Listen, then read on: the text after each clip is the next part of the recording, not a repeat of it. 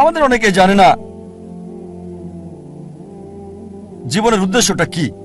বেশিরভাগই 1 নম্বর উদ্দেশ্যটা হচ্ছে কিভাবে উপার্জন করবে। অধিকাংশ লোককে জিজ্ঞেস করবেন, তাদের সঙ্গে কথা বলে দেখবেন 1 নম্বর চেষ্টা হচ্ছে জীবিকার ব্যবস্থা করা। তারা জীবিকার ব্যাপারে বেশি সচেষ্ট, কিভাবে জীবন চালাবে। তাদের উপার্জনের উপর ভিত্তি করে জীবন ধারণ করে থাকে।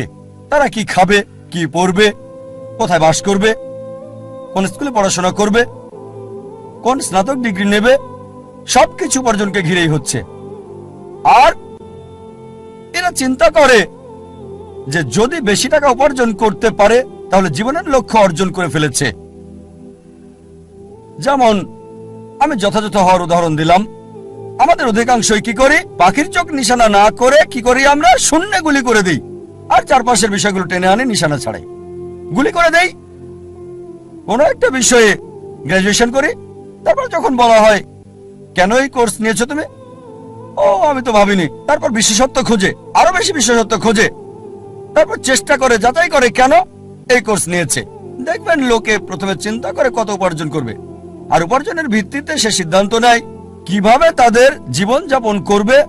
এটা শূন্যে গুলি ছোঁড়ার মতো আর পাখির চোখে নিশানা করার চিন্তা করা। প্রথমে দেখতে হবে আমাদের কেন্দ্র কোনটা, কোনটাকে ভিত্তি করে আমাদের জীবন আবর্তিত হচ্ছে। বিভিন্ন মানুষের ভিন্ন ভিন্ন কেন্দ্র রয়েছে। কিছু লোক তারা আত্মকেন্দ্রিক, সবকিছুতে নিজেদের কথা ভাবে, পৃথিবীর অন্য মানুষকে নিয়ে কোনো মাথা ব্যথা নেই, নিজেদের নিয়ে তারা ব্যস্ত থাকে। কিভাবে জীবনযাপন করবে অন্যদের নিয়ে চিন্তা করার সময় নেই, তারা আত্মকেন্দ্রিক। কিছু লোক পরিবার কেন্দ্রিক, তাদের সারা জীবন পরিবারকে ঘিরেই কেটে যায়।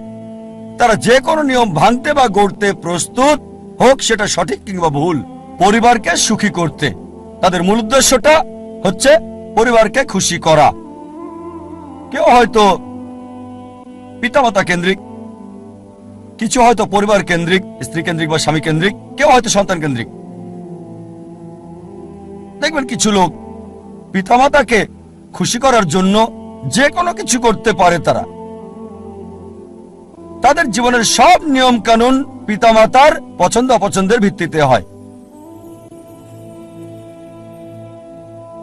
আল্লাহ কোরআনে বলেছেন সূরা লুকমান অধ্যায় 31 আয়াত 14 যে আমি মানুষকে নির্দেশ দিয়েছি পিতামাতার সাথে সদ্ব্যবহার করতে।